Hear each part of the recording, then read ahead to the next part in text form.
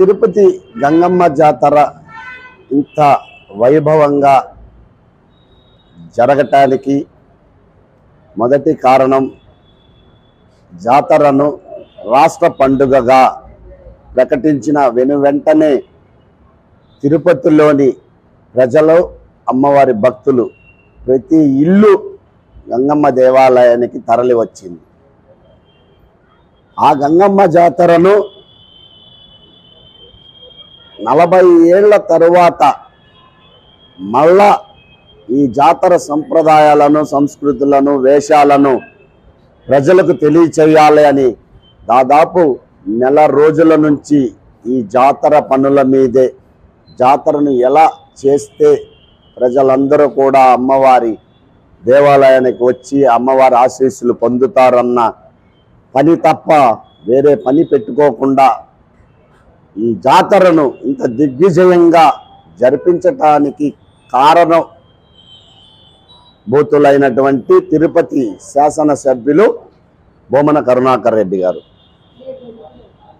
ఇంత అంగరంగ వైభవంగా జరుగుతున్న జాతరలో చూసి ఓర్చుకోలేని, గుణము లేని, మనస్సు లేని తెలుగుదేశం నాయకులు, మరి వాళ్ళ అధినాయకుడు ఈ తిరుపతిలో నేను చదువుకున్నా, ఈ తిరుపతి సందు గొంతుల్లో తిరిగినా, మాట్లాడితే రెడ్డమ్మ హోటల్లో తిన్నా, మ్యూజిక్ కాలేజ్ ఎదురుగా పెంచల అంగిట్లో సిగరెట్లు అప్పు తీసుకున్నాను కూడా అంటాడు. ఇప్పటికీ కూడా అప్పు కూడా తీర్చలేదంట ఆయన చంద్రబాబు నాయుడు.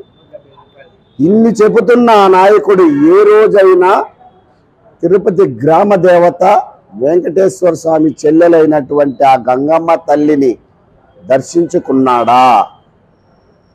ఇక్కడ తెలిసిపోతా ఉంది నీకు ఆ గంగమ్మ తల్లి పట్ల, మన జాతర పట్ల ఎంత గౌరవం ఉందో నీకు.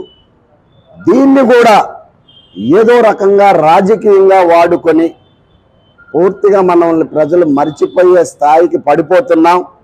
ఈ జాతరలోనన్నా కొంచెం అట్లా కుంటికాలు వేసుకొని లేస్తామన్న రీతిలో ఒక డోనర్, అమ్మవారి భక్తుడు, దాదాపు 10 సంవత్సరాలుగా జాతర రోజున అతనే పూర్తి గర్భాలయం మొత్తం కూడా సొంత ఖర్చులతో అలంకరణ చేస్తాడు.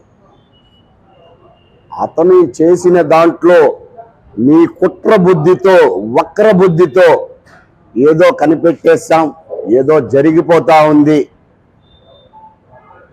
అన్న ఇంత ఆనంద సమయంలో చంద్రబాబు నాయుడు నైజం అదే కదా, ప్రజలందరూ ఆనందంగా ఉన్నా చూసి ఓర్చుకోలేడు అతను ఆనందంగా ఉండలేడు. నీ మాదిరిగా మీడియా పబ్లిసిటీ కోసం, సినిమా షూటింగ్ల కోసం ప్రజల్ని చంపేలా ఈ జాతరలో పుష్కరాల సమయంలో నువ్వు చేసిన మహాపాపం 25 మందిని పొట్టన పెట్టుకున్నావు. 25 మంది కుటుంబాలు బలైపోయినాయి.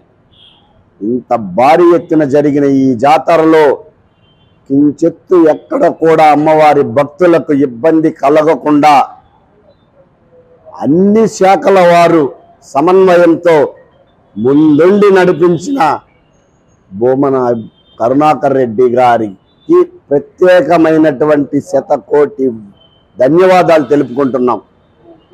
ఇంత గొప్పగా జరిగిన ఈ జాతరను మీ మీడియా పబ్లిసిటీ కోసమో, వ్యాపారం కోసమో వాడుకోవద్దండి.